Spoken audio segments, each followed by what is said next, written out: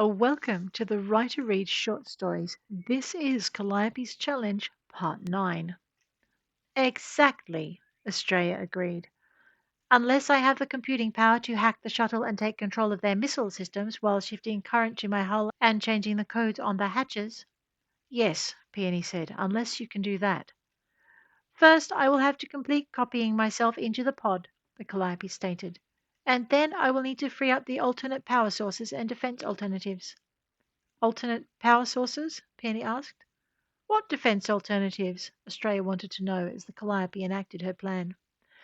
All over the ship, pods flashed with warning lights, each one enacting an emergency reawakening and dumping their contents onto the floor as the Calliope linked itself to their power sources and used them to augment its own failing power supply. By the time the last crewman had stopped coughing and gasping their way back to consciousness, the ship had reactivated its air supply. Calliope, Peony protested. I thought you were on emergency power. I was, the ship replied smugly, until you alerted me to the reserves in each survival pod. I may even be able to switch enough to power the shields for a short burst should circumstances demand it. But what about the Caustic's Marines? Peony asked. Didn't you just give them an entire crew of hostages? Not an entire crew, the Calliope reminded her. I had to jettison a few of you. Besides, now I have the colony's security forces to defend me. You mean you didn't jettison their pods? Penny asked. Why not? Because I intercepted the message from the caustic as I was about to start, the Calliope replied, and aborted the process as a result. Now they are on board to defend me as well as the colony. And you have the power to electrify sections of the hull as you need to, Australia cut in. Exactly. The Calliope sounded very satisfied with herself. And shields, Peony stated, glaring at Australia and not bothering to keep her communications in her head. What did I do? The agent demanded, replying in kind. You, Peony snapped, are a bad influence. Australia gaped at her, and Peony held up her hand, demanding silence. Before you came along, Calliope didn't even know what a hostile takeover was. Now she not only knows that, but boots thunked down the corridor and they pivoted, Australia bringing her weapon up and putting herself between Peony and the armoured marine jogging toward them. Lieutenant Carver reporting for liaison duty, ma'am, he said, slamming to a halt before them and snapping Peony a salute. Australia stepped aside, and the marine stepped past, reaching into a compartment on his harness to withdraw a canister of nanites. Computer says you need this, ma'am. As she accepted the canister from his hands, Peony scrambled to pull herself together. Commanding a company of Marines and defending a ship weren't exactly part of her job description. Nor, she thought sourly, is liaising with an Odyssey agent. We're not that bad, Australia put in, mischievously, showing she had a deeper connection through Peony's implant than the tech had realized. Get out of my head, she snarled and looked at the Marine. What's the plan?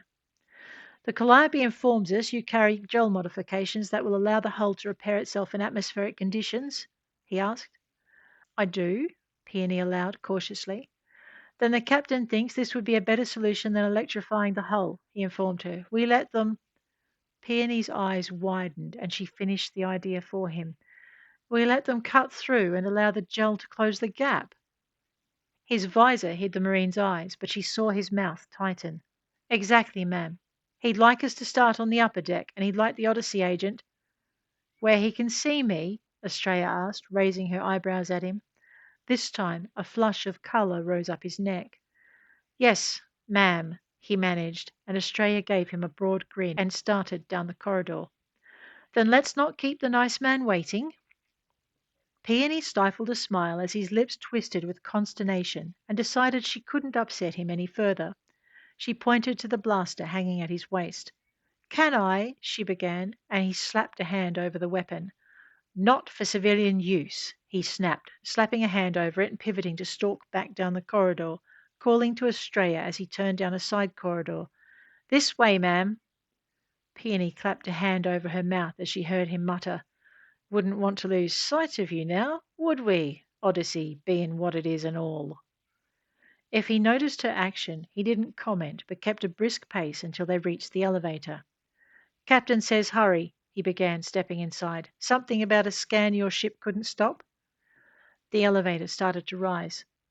Probably a life form check, Australia said knowingly. She caught the look Peony shot her. It's what Odyssey would do.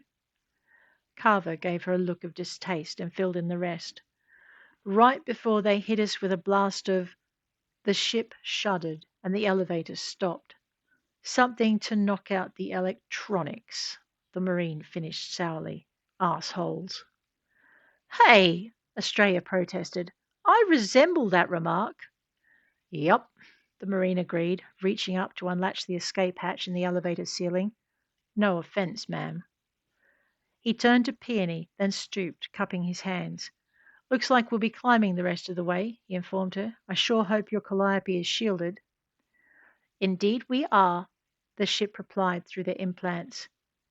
Peony froze. I've never heard the Calliope use that voice before, she thought, as she received an unceremonious boost from below and tumbled onto the elevator roof. Carver's "Move your ass" was followed by a belated "Ma'am," as Australia's head appeared in the hatchway behind her. Calliope? Peony asked, scrambling to her feet and looking for the ladder. A strip of light lit it up. That's not all we shielded, said another voice. This one, too, sounded Calliope, but not, and then it gave a very un-Calliope-like snicker before ordering, "Climb." Just how many clones had the ship made of itself? Peony mused. And how am I going to deal with them all? Don't worry, Don't worry, replied the Calliope voice she was used to. There are only 4 of me now, and that should be sufficient. The ship rocked again, and she gave an uncharacteristic snarl. That left a mark. I'm going to need you to get the gel up to the observation deck and... How about right now? The first Calliope snapped. Here, let me make it easier. The gravity around them lightened as Carver emerged on Australia's heels, and Peony sprang for the ladder. Move it, sugar tits! Came a 4th Calliope voice, and the original Calliope sighed. That's Callie, she said. She's our marine liaison and the one responsible for infiltrating the shuttle's control systems. I'm afraid the mercenaries haven't been the best of influences. Now's not the time for chit-chat, the second Calliope snapped. I'm up to my data stacks in coding violations. We need that breach sealed, and someone... A small light lit Australia's face, then flicked to Carver. Removing the access point they've made on the obs deck. Callistemon, the Calliope said by way of introduction. Systems security and counter-offense. The only thing I'm finding offensive, Callistemon retorted, is that the smart-ass battlecruiser keeps going for its torpedo tubes every time it thinks my back is turned. You hacked the battlecruiser? Peony felt a little faint. Well, duh, the Callistemon snarked. Callie's got the shuttles, but wrangling 3 of them's a bit of a stretch when you're figuring out which words are instructions and which ones are just cursing, especially if you want to keep their weapons systems locked down, their doors closed, and remove the air from their compartments while landing them somewhere. I get the battleship. It's only fair. Next time, it's your turn to take the motherfucking shuttles, Kelly told her. If Odyssey didn't want them retrievable and their occupants alive, I'd just put them into the nearest cliff. No, Peony objected. They're colony assets and we need them intact or we won't get anything from their resale. You're not selling all of them, Kelly told her. One of these little suckers is my next shell. Peony didn't know what to say to that and was saved from having to think about it by the nudge of a blaster rifle muzzle from below. Payment for services rendered, Kelly explained, just as the Marine nudged Peony again. You stuck? Carver demanded irritably. Because, ma'am, I really don't want to have to carry you.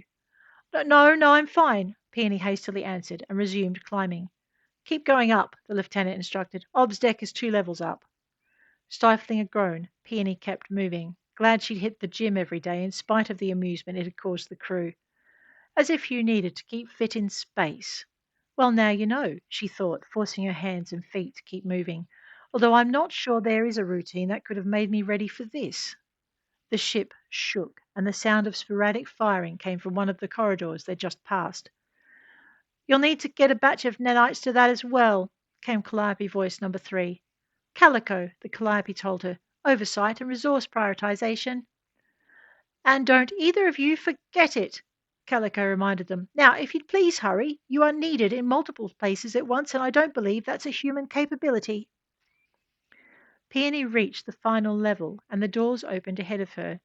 Rather than wait for another prod from Carver and his rifle muzzle, Peony scrambled through, taking cover at the next intersection and letting the Marine take point.